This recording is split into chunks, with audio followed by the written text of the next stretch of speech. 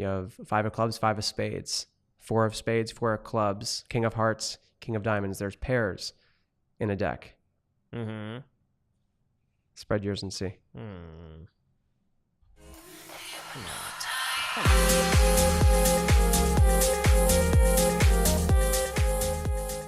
Hello, everybody, and welcome back. This week on the Nick Francis podcast, we have Drew Murray as our guest, a longtime friend of mine and one of the most interesting people that you'll meet. So I'm going to go ahead and let him give himself a little bit of an introduction and tell him about himself. So give us a little bit of the scoop intro here. Yeah. The scoop. Yeah. What's up, internet? My name is Drew. I'm a friend of Nick. I live here in Columbus, and I am a magician. Magician. Ooh. Why would somebody become a magician? Just give us the spiel. Well, Why? I was thinking, what was I thinking? How could I disappoint my parents, right? Mm-hmm. Yeah, that's what I did. So I'm a magician. I've been a magician my whole life. I perform at corporate parties and banquets and colleges all over the country, and I live a very, not erratic life. What would be a good... Just always doing stuff. What do you mean? It's not very predictable. I mean, you know my schedule. Oh, yeah. No, it's the life of an entrepreneur plus you're layering on the Right. traveling and... The crazy schedule. It's not just an entrepreneur, but most entrepreneurs, they may have a regular 9 to 5 schedule they try to follow. At least you do here. No. 9 to 9 is probably good now, but it's 9 to 9. But it's a schedule. It's a 12-hour schedule, 16-hour schedule, whatever. I mean, my schedule can be sometimes getting up at 4 and catching a flight, or sleeping until 9:30 and not working that evening until 7 o'clock. So I've never had 2 weeks. I've never had 3 days the same before. I've never had a 3-day stretch exactly the same before. Makes sense. So it's exhausting, but I love it. Yeah. So what was the cliche question of what got you interested in it? Was there a moment in time at which you knew this is what I want to do, or did you just kind of always, since you can remember, be into doing magic? Yeah, something I've been thinking about a lot lately, just as I'm getting more into my profession and having, a house and getting married and all those things that are soon to happen. Mm-hmm. So I started doing magic just like any other kid does. Got a magic kit, for Christmas or for my birthday. I don't even remember. Got the box and probably lost all the pieces. But a couple distinct moments stood out to me growing up. So my parents were very supportive of me doing new things. It didn't matter if it was magic or if it was building haunted houses or if it were, building a 6-wheel skateboard, which I did at one point. But they were all for me doing new things. And my dad's background in internet marketing and in web design through some friends of his, and then my mom's background just in business by itself, they got me started doing shows. And I remember my dad built me a website, and before I knew it, I was getting calls at 10 years old to go to do birthday parties and church festivals. I was getting called before some of the professionals in my area, Sure. which I'm sure really ticked them off. Who's this kid on the scene at 10 years old with a website and, he's doing shows? And I think I was charging like $25 a show or $50 a show.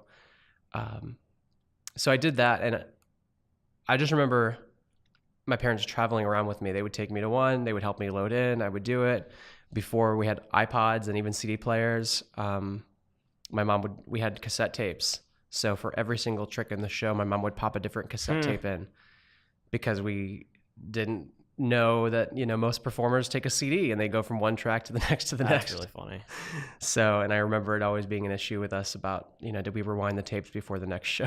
Holy cow. So That's funny. yeah, they were all labeled by the trick numbers, and I still have the box of cassette tapes. So they were dedicated. They would drive me all over the place. We lived in Cleveland at the time. They would drive me down here to Columbus to do a show that I was only making $25 for. They were spending more in gas than I was actually making, but it was the principle of teaching me, when the work is there, you go get it and you make the people happy and you do your best you can. And that's what I did. Right. And I was probably only doing, maybe 15, 20 shows a year, and then 30. And then when I got to be like maybe 14 or 15, I think is when it really started to take off, because I was getting good, but I was also becoming established in the area as, one of the magicians. So people called me, and that's how I got the start.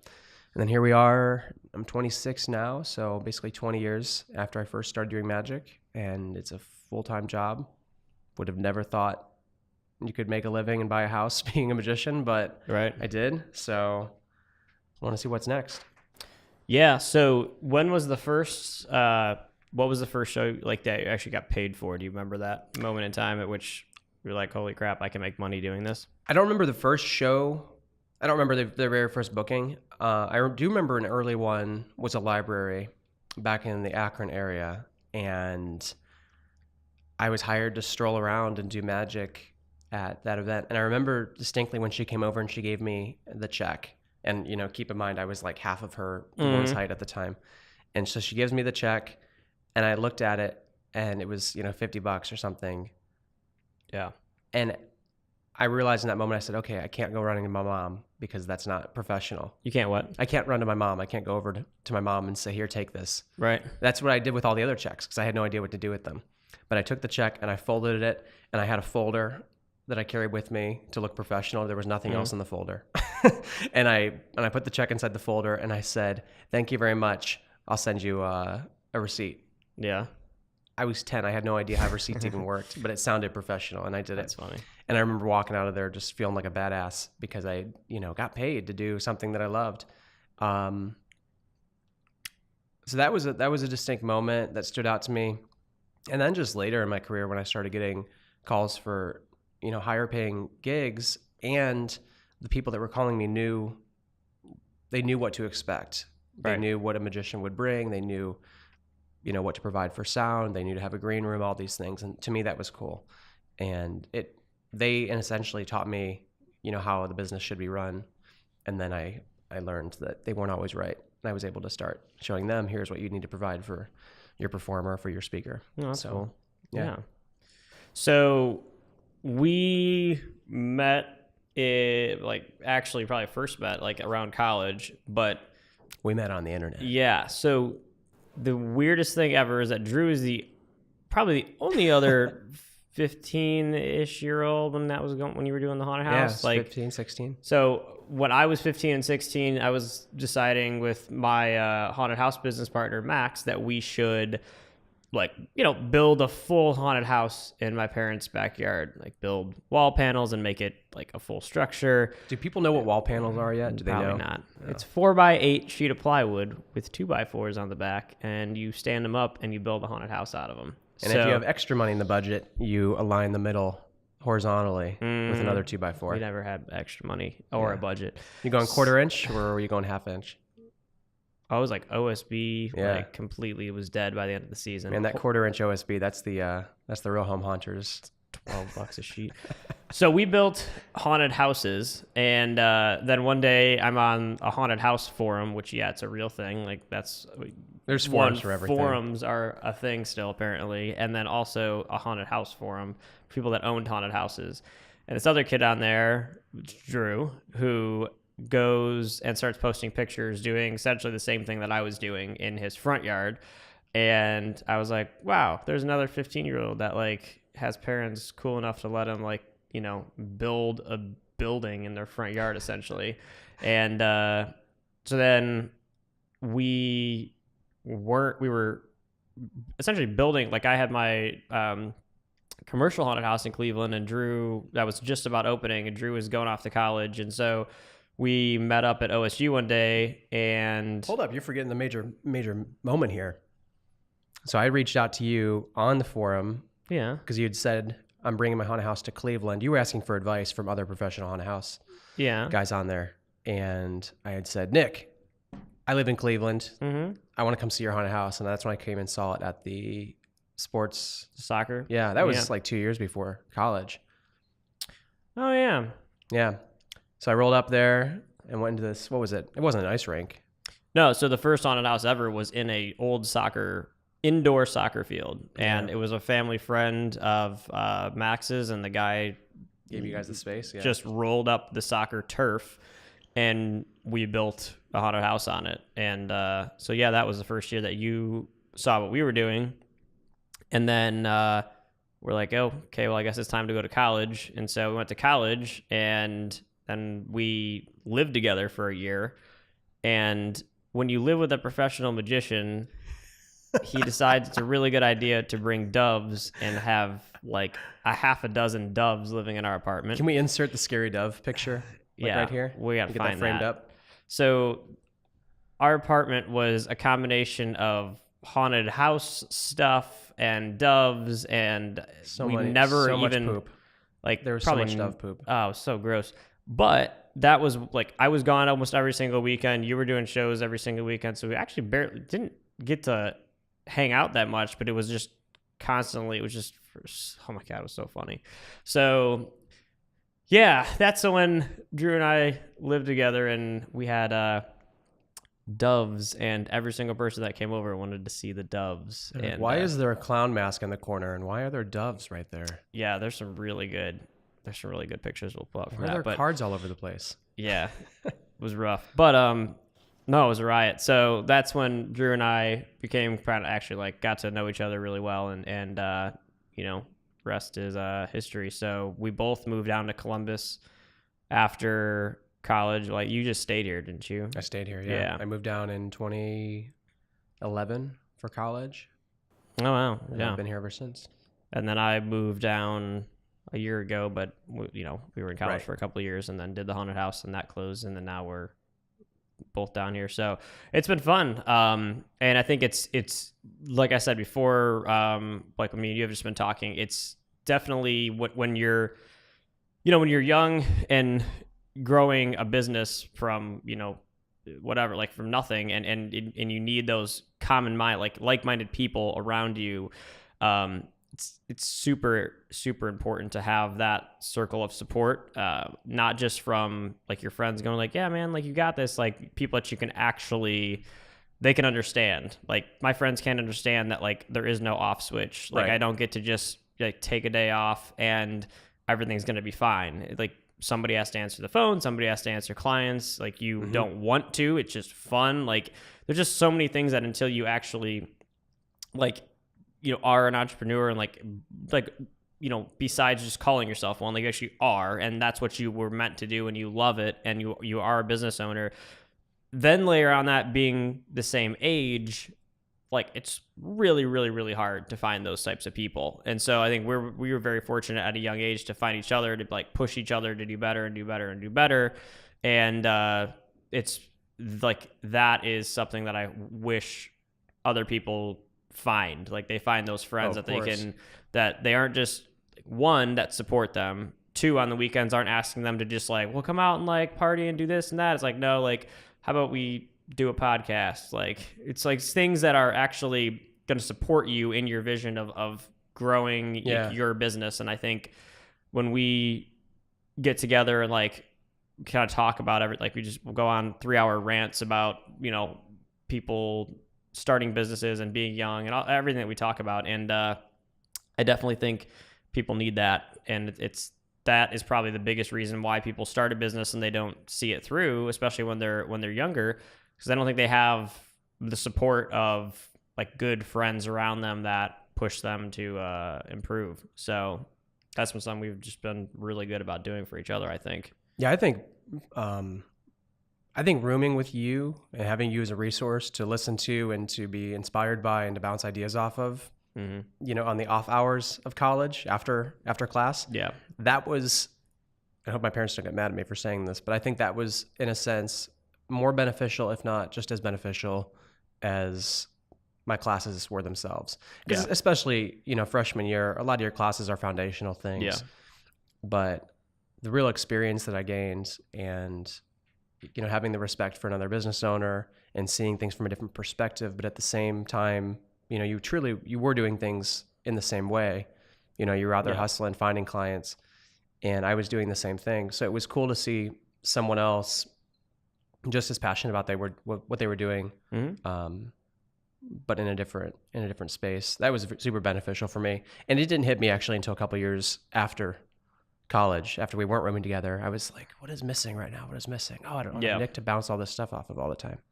So yeah, it was very beneficial. The other thing you mentioned though about having those friends, I think what is the what do people have to be careful of with that though? Because I've seen a lot of businesses and performers, they struggle when they hire friends or family, and then sometimes things don't work, or they clash, or they may be fearful to voice their opinion or voice how they really feel that would, benefit the company or the performance or whatever it may be. How do you get around that boundary of saying, okay, this is business, this is friends, this is family, without, offending that person? Or maybe you can offend them, but how do you get around that and realize the business is more important than their feelings right now? Yeah, and I think that's. I mean, you can speak to that with having family in the business, I'm sure. Oh yeah, but I think also it's a little different of saying, like, working together with like-minded people is almost different than just having them as independent resources. Like, I never hired you, you never hired me, like, and we have plenty of other friends that we can do that with and we can learn things from. But working together, when who you work with is a friend first and then you're doing business together, it's always tricky. Like, you always want to make sure that at the end of the day, like, no business is ever worth losing a friendship over.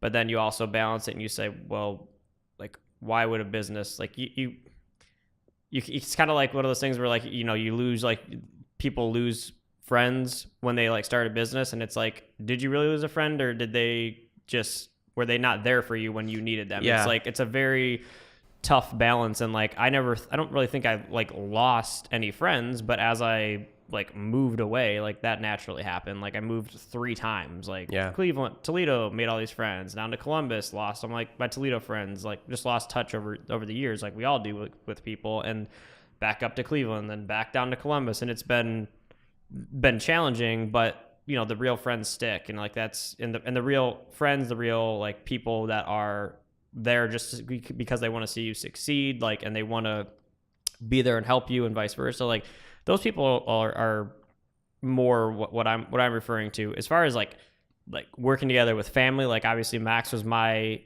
cousin and worked with his dad and worked with my dad. Like, that whole dynamic was very difficult at times to turn off the friends and family and turn on the business and then switch back and forth. But we got really good at it. I'd like to think, like, we would be able to talk business without them being offended or thinking, hey, we were never afraid to offend each other. Yeah. Like, we knew that at the end of the day, like, we were on a mission to accomplish something, and that was the most important thing. And that if either of us got upset about, like, we could have a heated, like, conversation, and then 5 minutes later be like, yeah, wait, where are we going to dinner tonight? Like, we need, like, that's great. It was in the moments you'd be like, I'm gonna kill this guy, but then 5 minutes later you're like, well, no, like, in business, like, we're gonna, like, fight this out, like, about this business conversation, but I don't think anything less of you or, like, I'm not upset with you. Like, it's just, you can have those heated discussions, and, like I said, 5 minutes later we're like, all right, so anyway, like, what are we doing tonight? Like, it was very interesting. I think people would see us in the moment like, man, like, isn't that, like, putting, like, a strain, like, on, like, your friendship and your family? I'm like, no, because, like, we're not actually, like, upset with each other. It's just what's happening. Like, you're just you're learning as we go. We're both young, but, like, yeah, like, we grew closer together through working together. Even if through that process you had arguments, when you ended that, I'm way closer and have a deeper relationship with those people than friends that I haven't been through those intense, like, really, like, intense emotional, like, circumstances when you're trying to not just build a business, but in our events space, it's like deadlines are insane. Everything's on the line. You've got, like, thousands of customers coming out in a night, and everybody's intentions are all the same. They want to grow a business that makes the most amount of money and entertain the most, like, amount of people. Like, everybody's on the same page. You guys solved those problems together, and that felt much better than the arguments you had along the way. Yeah, and like I said, I think too many people get afraid of, like, I don't want to work with, like, family because it's going to lead to problems. It's like, yeah, it definitely can. So you got to be very, very, very careful. I think people that don't want to work with family because they're scared it's going to lead to problems is an underlying issue there. They're scared to work with family because they can't turn it on and off like you guys could. Or they can, but they know that the other people can't. Right. Like, my dad doesn't work a lot with family, but he can turn it on and off. Yeah, but it's 50-50. It's on yeah, both sides of the equation, but it's definitely a big, yeah. Like I feel like I can have I can have conversations with you like where we can passionately talk about something and then it's off and like we can move on. But like there's other people can't. They take things very personally when you're like just having like a conversation about like, no, like this is just business. It's okay. Like we can talk like and get into it and like kind of razz at each other a little bit and like it'll be all right. But yeah, so it's definitely challenging. Like business and family is extremely challenging. But like I said, when your intentions are pure and right, when you're working together and you're both aligned on a singular vision of like what you want this to like the end goal to be, a lot of those things go away. Like, so what would you say to someone who wants to start a business or has a business and they know of someone in their family who would be a good resource, but they're scared to approach that person because they don't want it to hinder their relationship? You know, as a partner or as my advice is I don't know if it's right or wrong, but my advice is the clearest expectations from the beginning as possible. Yeah. And don't put yourself in a position where you're saying, we'll figure it out. Like, it's all going to be good. Like, we're going to do this. You're going to do a little bit of that. Like, every time in my life that I've done that sort of situation, it's never worked out. And I shouldn't say never. Like, we've done things loose with tons of friends and family and different business partners, and it's been okay. But when it's like family and you can't look back at something and say, here was the plan we set out together. We were going to build this X, and now you're talking about building Y. And like when you can't look back at those things, it can lead to problems. And when you're not crystal clear on what your expectations are in working together from the very, very beginning, that can 100%, lead to issues. Meaning, some people might think, an operating agreement, for example, for your LLC or for your company is overkill if you're just working with your buddy or working with family. I think it's the opposite. I think like when you set that out from the beginning, like you're going to do this and I'm going to do this. Having the foundation and the plot to follow back on. Yeah, you can always look back and say, listen, man, like this isn't working out and here's why. Like, when you can't do that and everybody's like, well, I thought you were going to do this and that. And like, when you don't have a very crystal clear foundation from the beginning, that's when you really run into the issues. It's similar in not to divert too much, but in the world of magic, and something that magicians do a lot, or good performers do, is they script. They write out what they're going to say, what they're going to do, and I don't mean down to the T. Every word is going to be exactly this, but it's something I've taken a lot of time to do recently with my show. In the past, when I was first starting out, 10, 11, 12 years old, it was just a collection of tricks. Here's the rope trick, here's the card trick, here's the bunny trick, here's the scary dove trick. Those were all the things that I did. And it was a 45-minute show. Well, in recent years, what I've tried to do is make it, tried to make it a show, a whole string that had a common theme throughout. Okay. That there was, sort of this thread. And the way you do that is through scripting. Now, you can still have, obviously, 8, 9, 10 effects or tricks in a show. But the one thing I've helped a lot of friends do is you write a plot at the beginning. You say, what do I want my audience to take away from this at the end? And so you write out, your 2 or 3 sentences of what the trick will be. And then as you write your script, write down basically everything that the audience will see or hear. You don't write down the method to the magic, but you write down what you want them to perceive. Mm-hmm. Then you keep on referencing back. Is what I'm saying here, or is what I'm doing here, benefiting that plot, or is it complementing that plot? And if it's not, then you got to cut it because it's not getting me to that end goal in the most efficient and clear way possible. So you find in magic, and really in any performance, there's a lot of clutter and there's a lot of just fluff. Yeah. There's a lot of phrases magicians say on stage. Are you guys having a good time? When they don't know what to say. Yeah.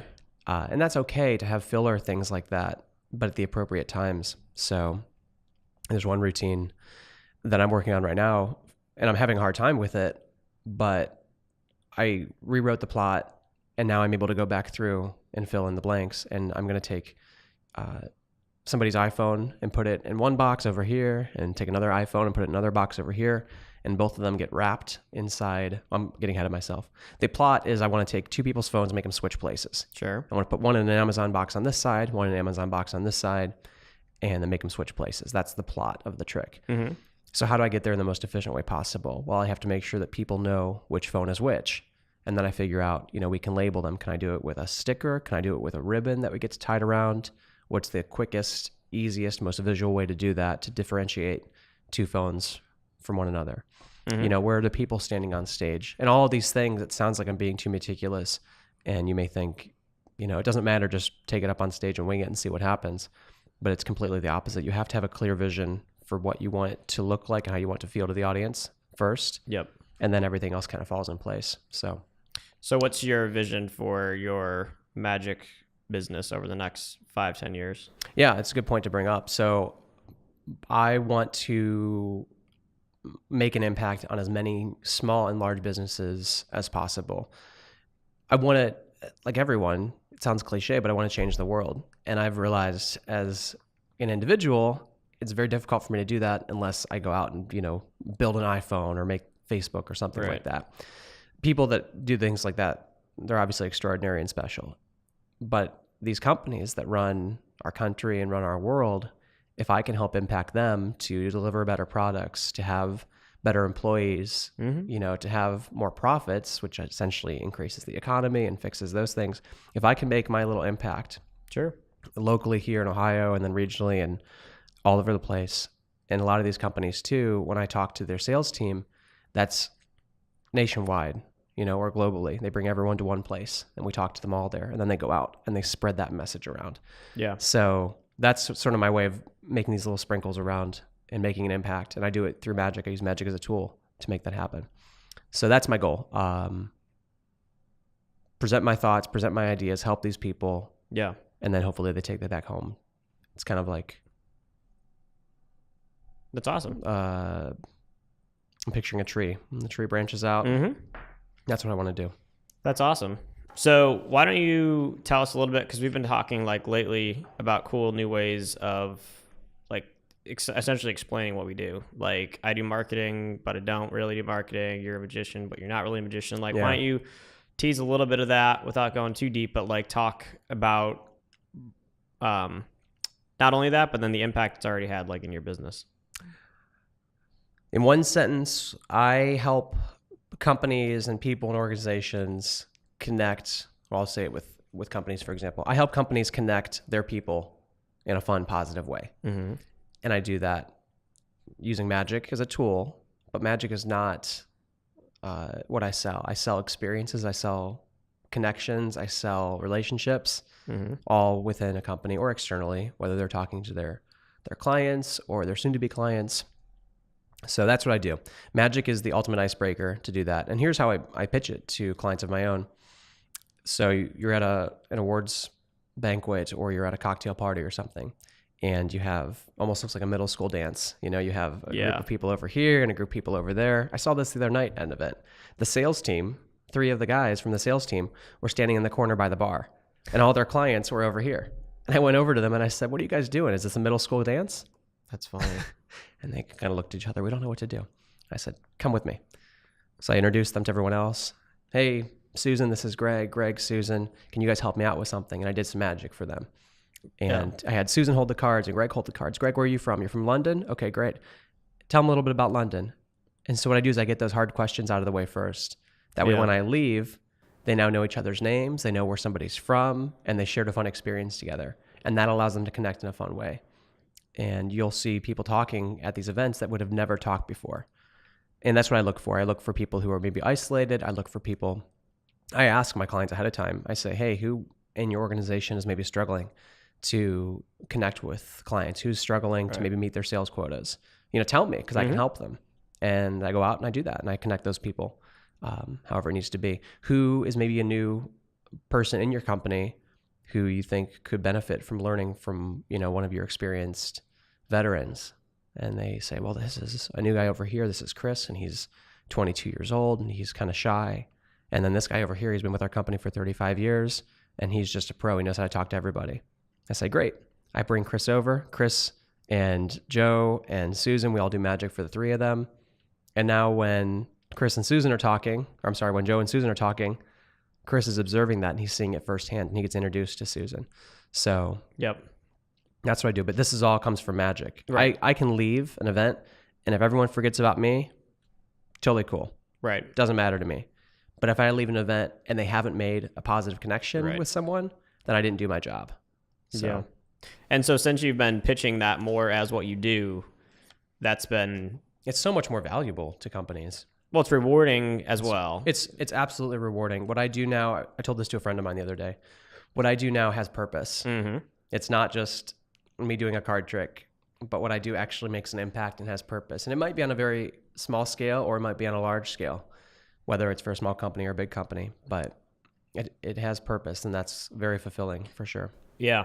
And I think that's when, like, as we've been talking to, like, a lot about what I'm doing now with the marketing company has been, you know, doing marketing is what everybody wants to check off their list. They want me to, you know, can you handle my Facebook? I'm like, what does that even mean? Like, can you handle my Facebook? Can I like post exact words out of people's mouths? And it's because they are trying to make a positive impact in their company. Yeah. And I give them 100, like, all the credit because, like, all they're hearing is, you know, our company needs to be on Facebook, it needs to be on Instagram, and so can you do that? Do they know why though? No. Well, because it's, you know, the big thing, like they don't really know the why. And so... Gotta know the why. Yeah. And so me helping them understand, I no longer will do a la carte stuff in that way for clients because me charging them less and doing that is essentially robbing them of just taking their money. That's what I tell my clients too with these events is I say to them, all right, great. So you guys are having this single event. Cool. And when is the next one? And they say to me, wait a second. We just need a magician for this one thing. Do you need a magician or do you want to make a positive impact on your company? Because what I do is reoccurring. Yeah. I tell them two things. I'm an insurance policy for them. I make sure that when their events happen, they run smooth. You know, I'm on the lookout. I know where all the exits are. I know the general manager's phone number. I have it on speed dial at the event. I coordinate with the DJ, with the photographer ahead of time so that everyone is, you know, flowing. I talk to the catering manager.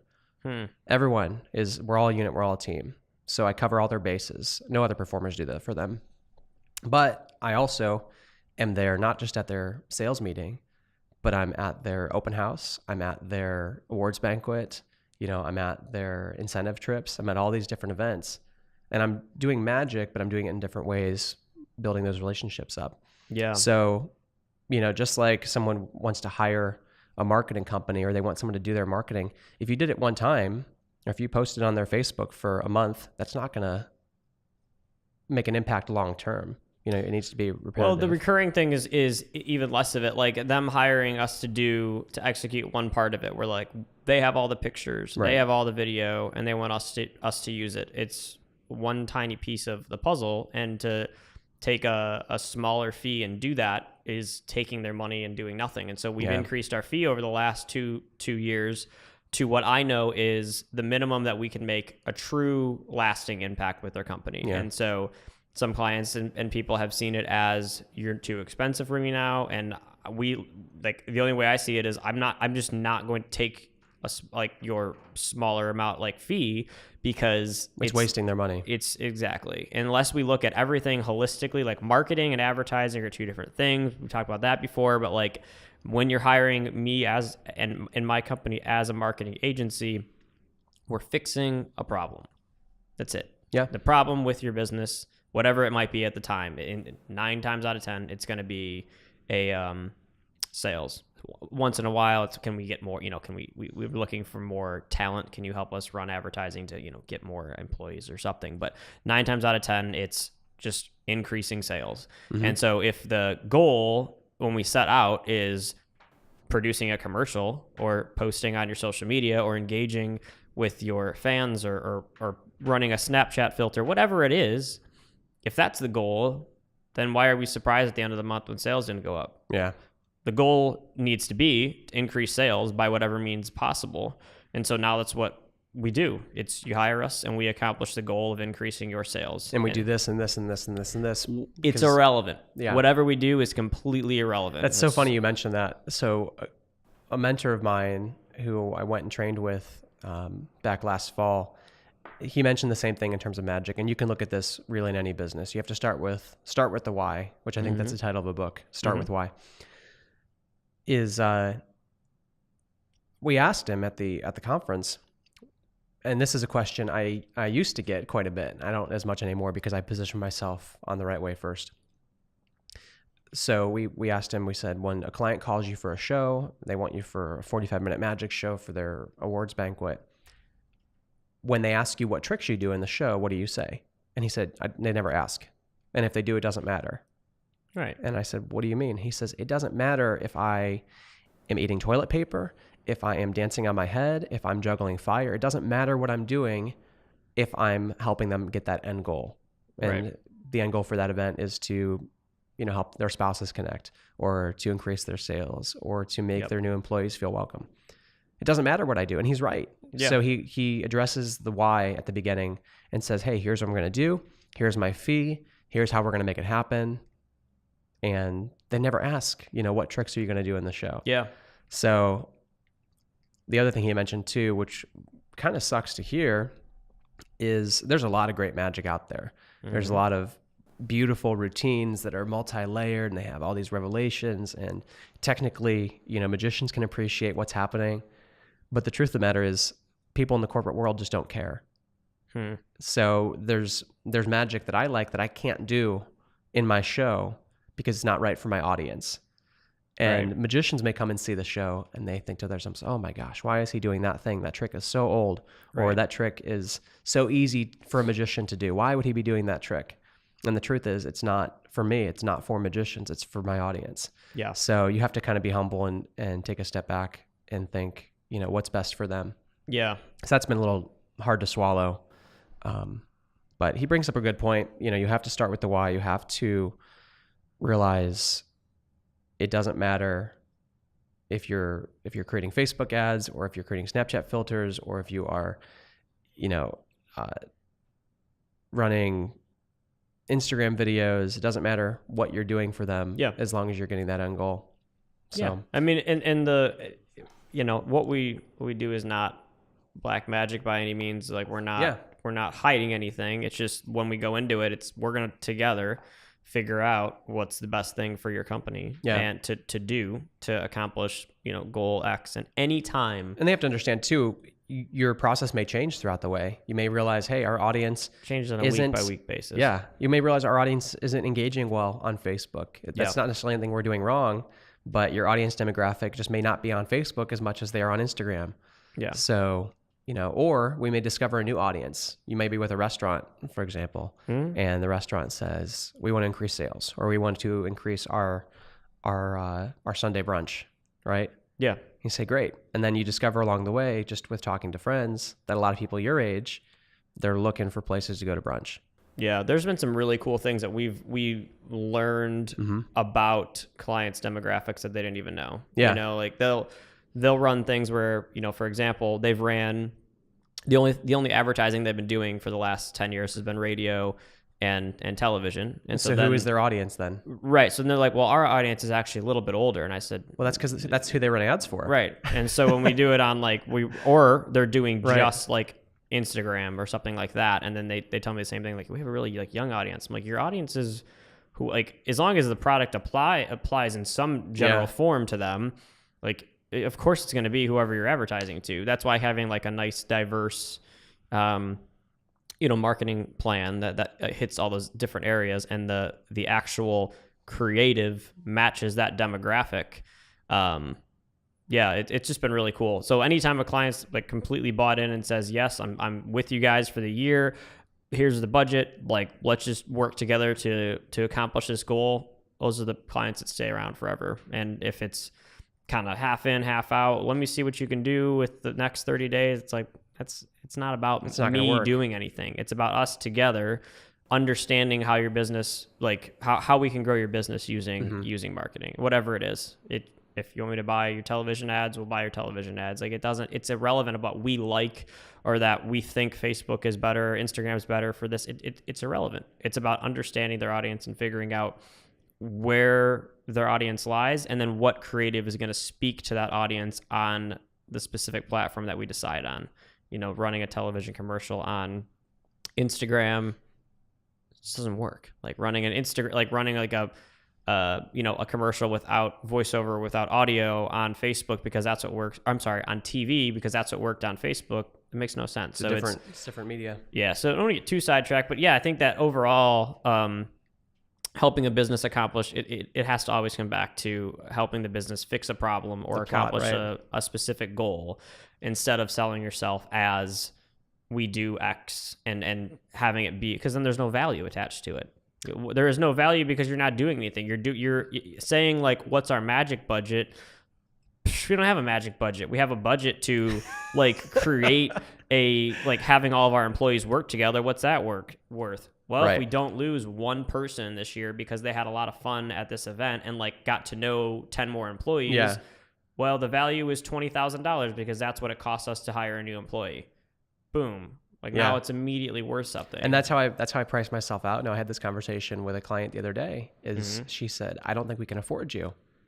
And I said, you can't afford me. I said, you guys are already spending the money. You're losing people right now. And we figured out that they are spending, it was about $1.3 million in retention issues. They were losing so many employees that it was costing them $1.3 million.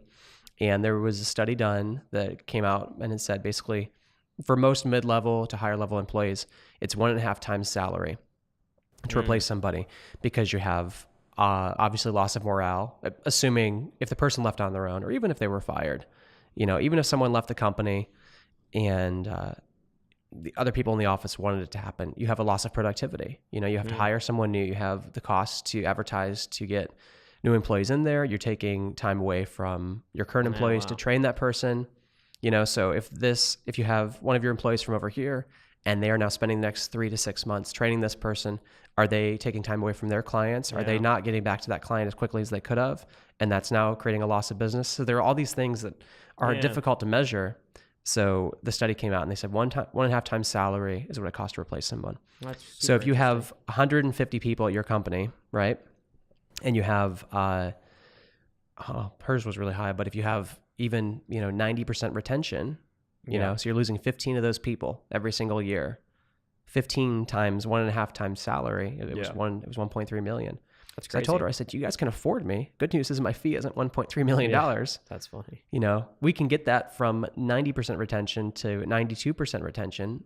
And here's the key here. I said, over the next 2 years, to reinforce that it's a reoccurring thing, my fee's not $50,000. Yeah. My fee's not $20,000. And it's a bargain for them at that point. If you can save one person from leaving that company, is it worth it? Yeah, it absolutely is. So yeah, when you associate a strong value with it as opposed to just a magic show, but when you show them the benefits, and any company, what is the value of gaining, 100 new people every month to come to your restaurant or on your Sunday brunch? What is the value of that? Well, you can figure out the dollar amount. On average, they're going to spend this amount of money. It's going to cost us this much.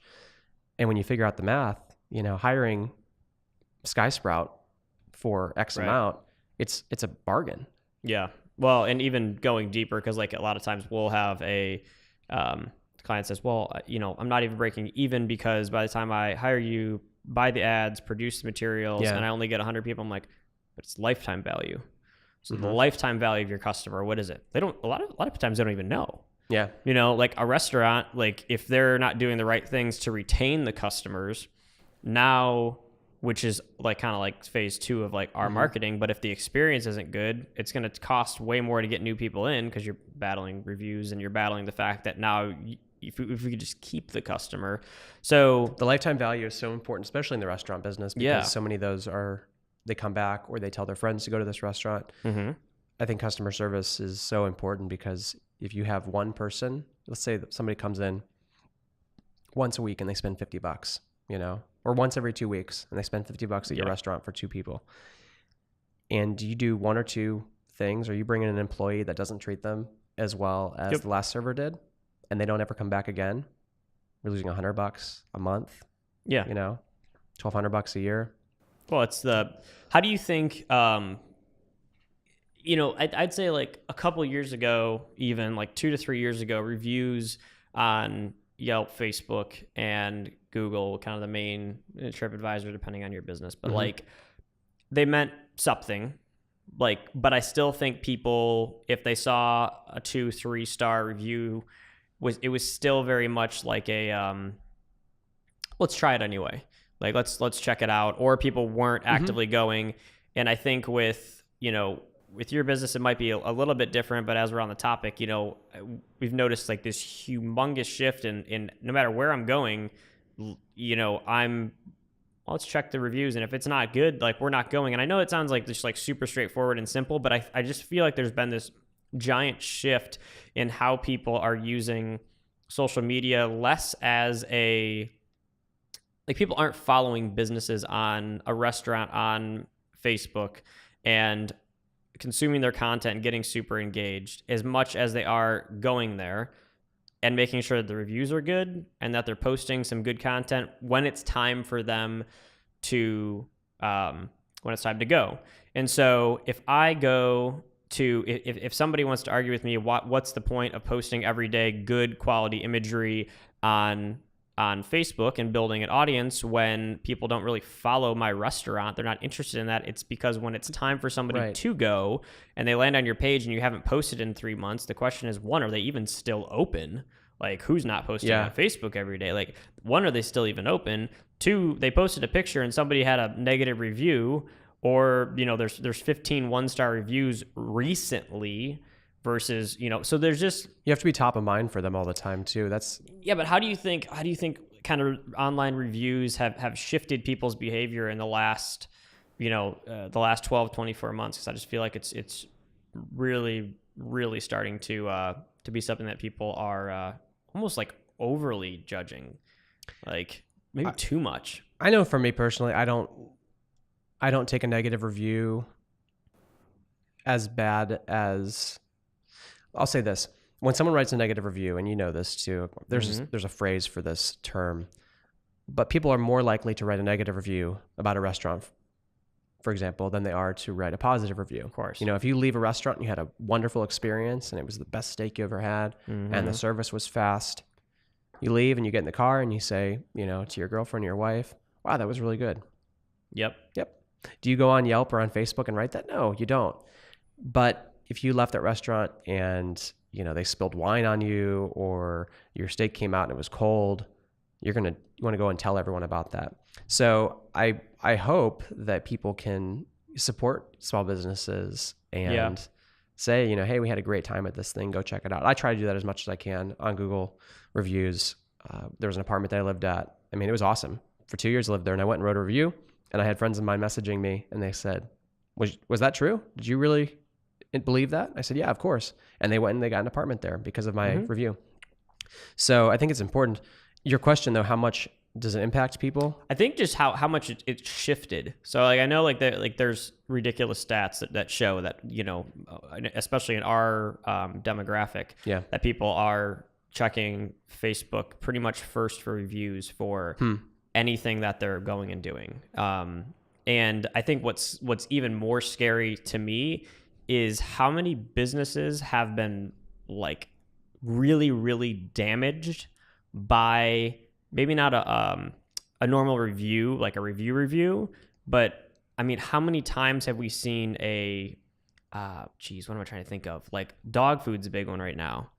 Like people will post a picture or a video of them opening the dog food bag and finding like something that shouldn't be in there. Like a chicken foot or something, piece of like metal or whatever. And while that's horrible, and that shouldn't happen, why are we not just contacting the business to make it right versus that could ruin a business. Yeah. Like that's getting millions and millions and millions of views in a matter of like hours. And while I think it's horrible, and should a business be allowed to there's act standards that way? they have to follow. Absolutely not. But for me, it's tough. Like like it's like Yukonuba or one of those. I don't even want to name drop because I don't know, but like it's one of those big brands that Yukonuba? Yukonuba, whatever that's I don't called. think Yukonuba is a... What is it? We're just going to call it Yukonuba because that's pretty funny. I thought it was Ukaduba, Don't hurt whatever. yourself. So it's one of those big brands, and it was Yukonuba. we're gonna look it up, and I'm not that far off, but Sounds like a Star Wars movie. But it super freaks me out, like thinking that you could build a brand for 20 years, invest billions in marketing, and have the best customer service, and one person has to post one of those freaking videos that is just like, with a finger I in just their don't chicken want nugget or anybody to like have to go through this, and just overnight, like Snapchat just happened. Yeah. And one of the I don't even give her the street cred to like say it, but like somebody big and famous posted, is anybody even on Snapchat anymore or something like that, and they lost like billions with a B in market value in hours. Is your question, how impactful are the reviews or how impactful is the action? Because what I'm thinking about now is like what happened with United and all the stuff they're doing with, obviously they had repeat offenses, a couple animal issues in 2 weeks or something.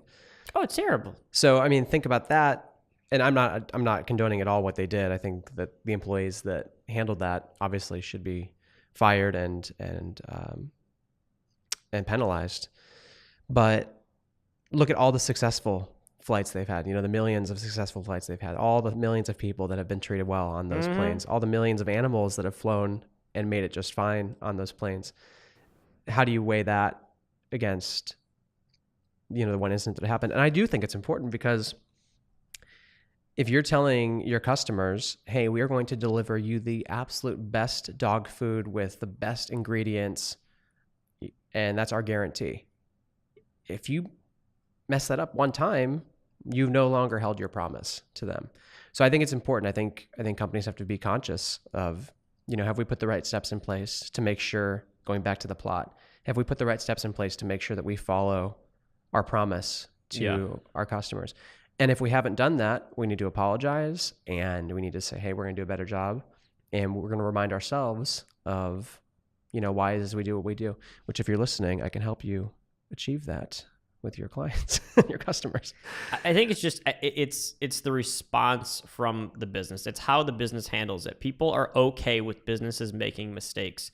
They're not okay with trying to sweep them under the rug. Yeah. With not owning it. For God's sakes, they like United, when United Which I haven't followed it, honestly, so I can't speak too much about it. I'm briefly following it, so I'll speak to like the overall concept. The United, back when they had the issue with the guy being thrown off the plane, was a really bad. Was that the doctor? I believe so. Yes. My gosh, how stupid. So right, so that whole thing happens.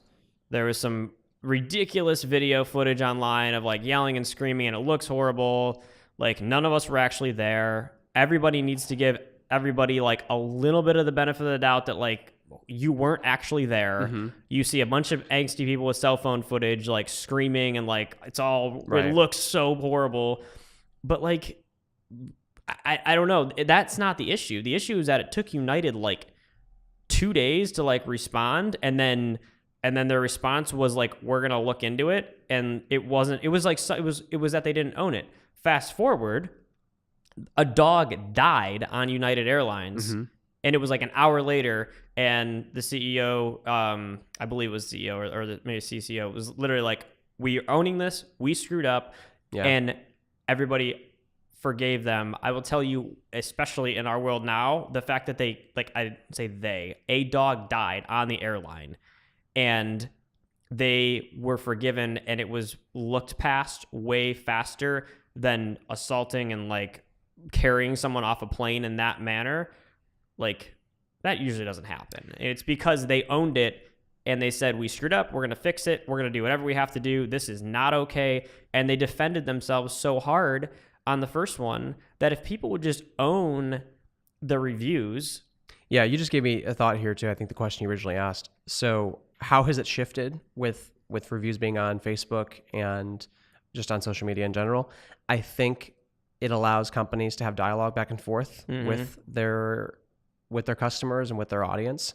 So obviously you have to have a kick-ass person that's going to write the right thing quickly too, because if you take, in social media world, if you take, 3 days to reply, they're onto something else. They forgot.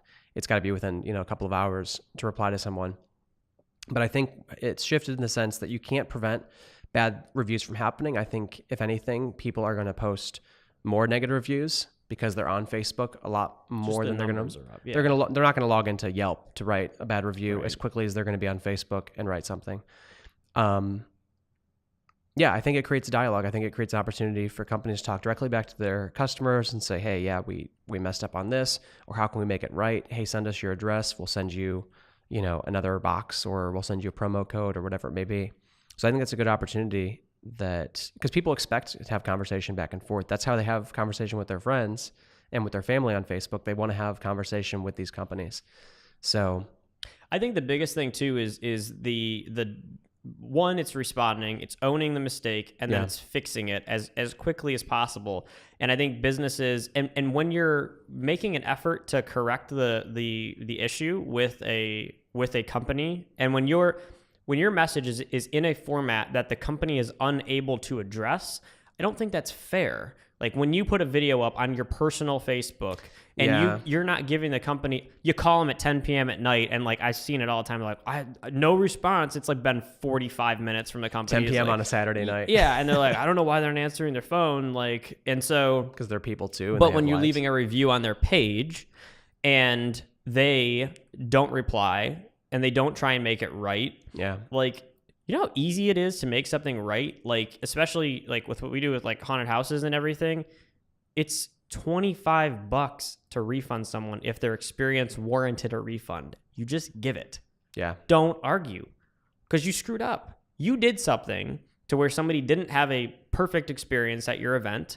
And as long as it's not like false or whatever, you swallow your pride and you do what's right. And people, when they're confronted in person, like when an angry customer comes up and says, my meal was, cold, and the waiter says, well, no, it's not, or we were really busy tonight, I'm sorry. What's that worth to them? Because that person's going to leave. What? Why? So you were right. Okay, you were right. Congratulations. But like now, like that person that left, it's the same thing online. Instead of you saying like, I'm sorry, here's why this experience is bad, and blah, blah, blah, blah, blah. It's like, just say like, you're right. Like, I promise you the best experience possible in this, like at this venue or at this thing, whatever it is, at this business. You didn't have it.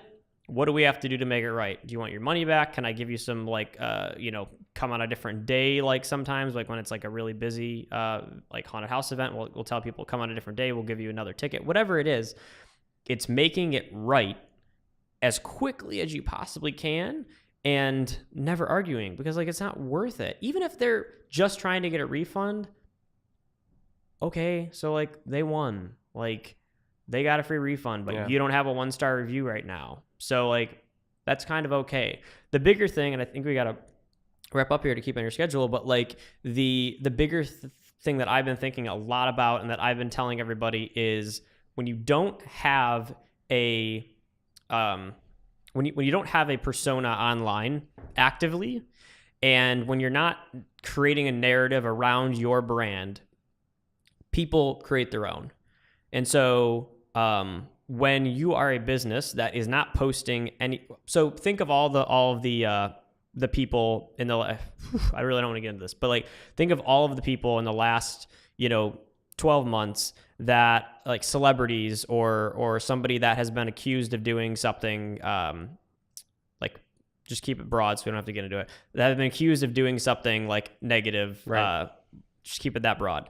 And the people in your mind who you for a second thought, wait a minute, them?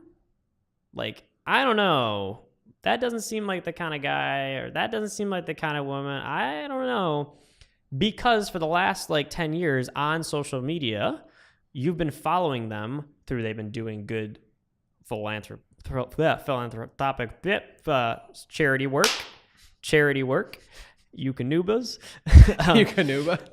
And I wouldn't say you forgive them, and you don't take it at any rate as where like they don't deserve the punishment if they did something wrong, but you at least know that there's probably more to the story, and you give them the benefit of the doubt. You don't just jump and say, I know that guy, I've never heard of him. He probably is, slimy or doing those bad things. Like, I think if you're not creating a narrative around your life and or around your brand, and there's an ounce of negative PR towards you, or something bad happens, and you haven't been building that as like, I'm a good person, we're a positive brand, here's all like the good stuff we've been doing for the last forever. When those things happen, it's really easy to believe them because you don't know any different. And that's something this is a book I've been reading. It's called The Like Switch. I've read it twice now. I'm reading it again a third time. And there's a concept in here that he talks about. This is written by a guy who's an ex-FBI agent, and he talks about all of the techniques that he used to acquire spies and get them on the side of the U.S. One of the things he talks about, though, is the primacy effect, which is when you're introduced to someone or you know of someone ahead of time, your beliefs of that person alters. It's like a first impression, but your beliefs of that person alters the way that you're going to perceive them from here on out. And it takes a lot to shift that. So if that person isn't really that type of person that you were introduced to or as, then it just takes a long time to shift your initial first impression of them. That's why they say first impressions are so important. And this happened to me the other day. I was introduced to two different people by the same guy. Before we were introduced, my friend had told me, he said, I'm not going to mention their names, but he said, okay, James over here. James is a phenomenal person. You're going to love him. He's super friendly. He's super outgoing. He'll be willing to hear anything you have to say. You're going to love James. Yep. Went and met James. When I first shook his hand, what do you think I thought of him? Before I even heard a word out of his mouth, I thought, man, this guy's super friendly. He's really eager to listen to what I have to say. He's going to love everything I have to say, because that was what I was told to expect of him.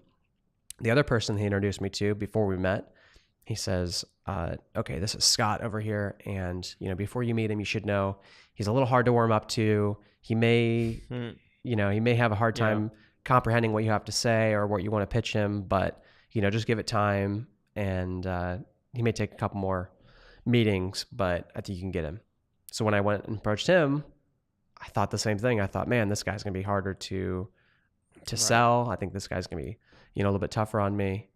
So my perspective and my, what's the word I'm looking for? Perception. Right. My perception of how I view people is heavily based on what you're told beforehand. So I think that's exactly the same. If you've seen a celebrity for 10 years and they're always doing all these great things for kids and, saving animals from United, and they are just doing wonderful things, fundraising or whatever it may be, and they're just genuinely a good person, and then it comes out that, they murdered their brother. Yeah.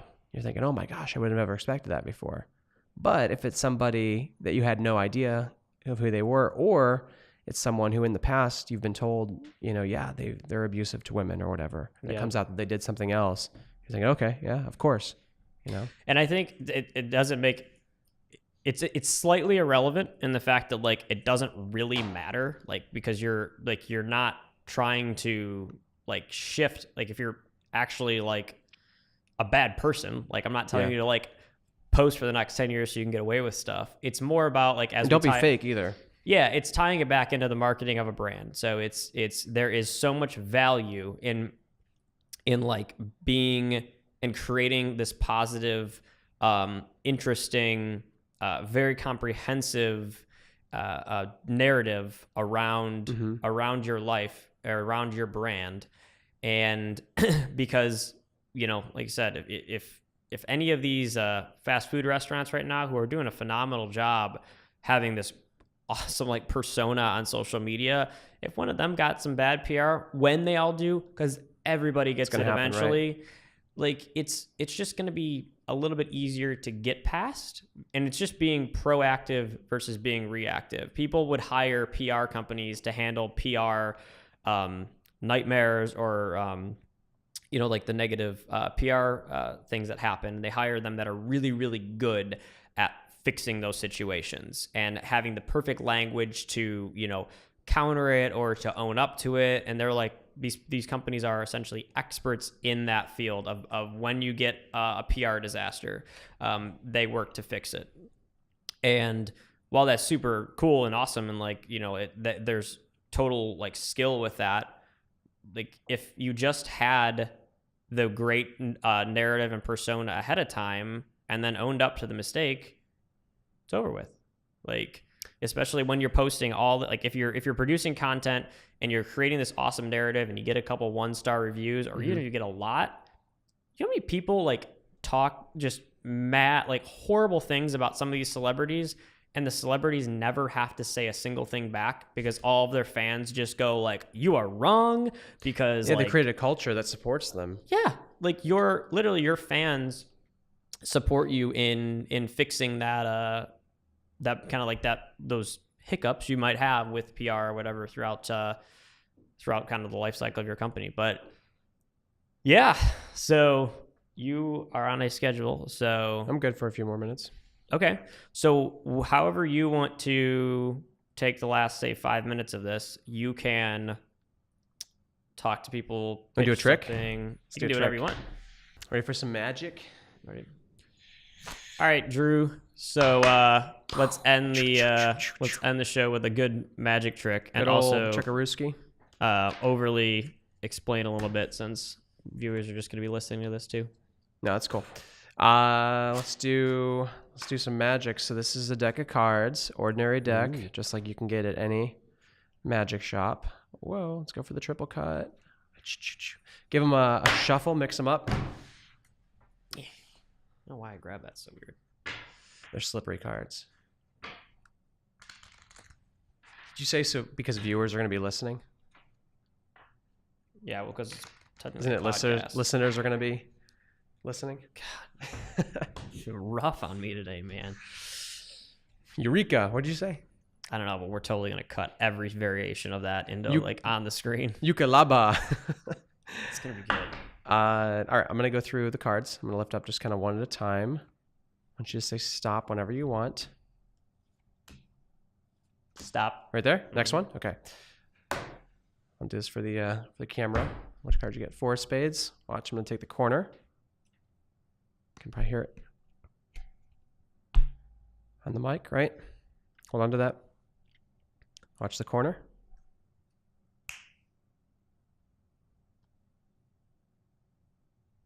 What?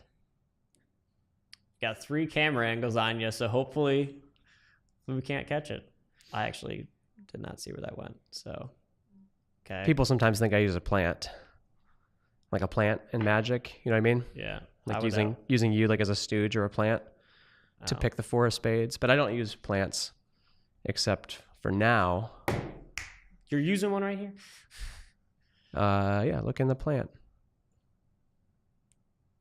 You get that thing where you're like, oh, that'll be cool, wouldn't it? Oh, son of a... Is it a perfect match? What the... You said you don't use plants. Show the camera. Is it a good match? We lived together for a year, and I've seen your tricks about 450,000 times, and I still have no idea how you do any of them. Yeah. Let's do, here, we'll do one more. How in the heck? Let's do one more. Take the cards, shuffle them up one more time. So we're going to do a trick with Nick now, where he's going to become a magician. Yay.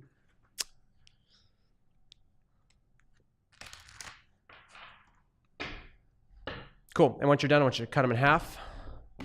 Now, which half do you want? You tell me. Which half do you want? This one. You want that half? Great. You keep that half. I'll take the other half. So take your half, mix it up again. Shuffle, shuffle, shuffle. All right. So I've known Nick for 2011, 12, 13, 14, 15, 16, 17, 18. I've known Nick for almost 9 years. Probably 10 years. Call it 10. And in all the years, he has never done a trick with me. So this will be the first time. I'm going to teach him how to do a trick. What you're going to do is I want you to take the cards under the table so you can't see. It'll be a mystery for everybody. I want you to reach into the middle, pull out one card out of the middle. Pull it out face down like this so you can't see it, so I can't see it. Great. We're going to switch cards. Nice catch. Perfect. Take it, put it back inside the middle of the pack, do it under the table, and put it in upside down. So put it somewhere in the middle so it's upside down. Let me know when you're done. Okay. All right. So you shuffle the cards. You chose which half you wanted. We then shuffle those halves again. We chose a card from the middle of each half at random. I don't know what my card is, though. You don't know, and I don't know what mine is either. Okay. So I got the Jack of Hearts. Now, in a pack of cards, there are pairs, right? You have 5 of clubs, 5 of spades, 4 of spades, 4 of clubs, King of Hearts, King of Diamonds. There's pairs in a deck. Mm-hmm. Spread yours and see. Come on. Come on. Jack of Hearts. All right, man. I Jack give of up. Diamonds. That's incredible. Absolutely incredible. Jesus. Isn't that wild? That was a good one. That was really, really good. I'm still kind of like... I use plants, man. use plants. Especially because I was completely joking, like trying to make a plant pun. Oh. And then you're like, oh yeah, it's in the plant. I'm like, what? I love that you waved your hand over it. Yeah, because I'm like, see, it's like a plant. Like, and then, wow. All right. That was really good. That was really, really good. All right. Hang on. I'm going for the catch. You'll cut all these other ones, right? Wow. First try. First try. So why don't you tell everybody where to find you? Instagram handle? Oh, I thought you meant like at my house, because that would be weird. I'm not giving up my address. You could do that. They'll be there. Don't come to my house. Where to find me? You can find me at Drew Murray Magic. Instagram? It's all the same. That's okay. It's all the same. Facebook, Instagram, Snapchat, Drew Murray Magic. You got this. You're gonna add the .com. sparks. Yeah. DrewMurrayMagic.com. It's all the same. Awesome. So check out all the cool videos. I post stuff on Facebook and Instagram sometimes where I teach magic to people. Cool little bar tricks you can share with your friends and become the star of any party. So yeah, learn like how to make pretty the much doves. the life of the party every time we go out anywhere. Everybody has to know. They do. That's been a struggle, I think, is not being the center of attention. It's hard. I mean, it's hard when, and I don't say that in an egotistical way. I don't want to be the center of attention, but when you have, same thing with you, when you build haunted houses for a living, how do you not become the highlight of any conversation? So you like want to make it like I hate when it like has to be like the whole center of stuff. Yeah. It's like, oh, you're the dude that does the haunted houses. And I'm like, yeah. And for a while I was like, I really don't want to just always be that where like we have to talk about that for half an hour. And then I realized I'm like, well, you know what? That's what they want to talk about though. That's fun for them. Like you're talking about something that they want to talk about and they want to hear the story because it's an entertaining story. And I think with me, it's a little bit different. Like you're entertaining them. And I think for a lot of the people that I talk to, there's probably a little bit of, I hope a little bit of like inspiration as like you were like 15 and started your own like, haunted house business. I hope that kind of gets across to people. So I think an important thing for people to take away is you want to, in any conversation, you want to be more interested than interesting. Sure. I've read so many stories before where people talk about having a conversation with someone. This is in one of the books. This is in this book, I believe. Mm-hmm. He talks about how he had a conversation with a woman at a party, 2-hour conversation, right? And he never talked. But she left that conversation telling the host of the party, oh my gosh, Jack was such a good conversationalist. He had such an excellent conversation with me all night long. Where in reality, all he said was uh-huh and yes. Oh, that's very interesting. He never contributed anything to the conversation. He never talked about himself. He let her talk for 2 hours about her trip to Africa and, the ice cream that she makes and all these things. So be more interested than interesting is a good takeaway because you'll learn a lot about people. You'll learn about what their needs are. You learn about, how can you help their business?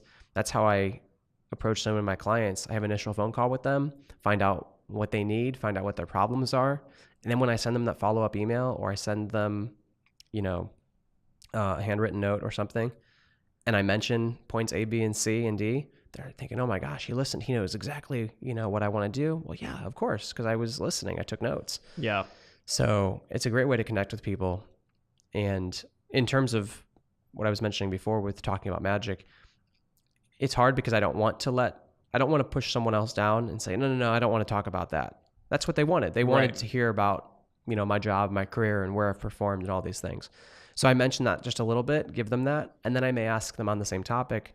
I'll say, have you seen David Blaine before on TV? Yeah, you have? Oh, what did you like best about him? And I've completely shifted it. So we're still talking about magic, but I've allowed them now to tell me, oh my gosh, I loved when he was inside the block of ice. And then, so I'm not talking about myself. Really. Yeah. Good segues into, making it an actual conversation or it's somebody wants to, that's actually like a skill, and there's a word for it. It's called active listening, and like looking that up online. Like if anybody wants to learn kind of more about, I don't know, just being a better listener in a conversation, and realizing that what people really want is to be truly, truly heard, and not just like they do. They want to have interaction with you. They want your feedback. I was listening to this recently on a TED Talk, and the woman said, you've heard there's techniques to show that you're being a good listener, eye contact and nodding your head and saying and things like that. And there's all these little tips and tricks. And the point she made is you don't have to use these tips and tricks to be a good listener if you're actually being a good listener. Yep. So just become a good listener first, and everything else will fall in line.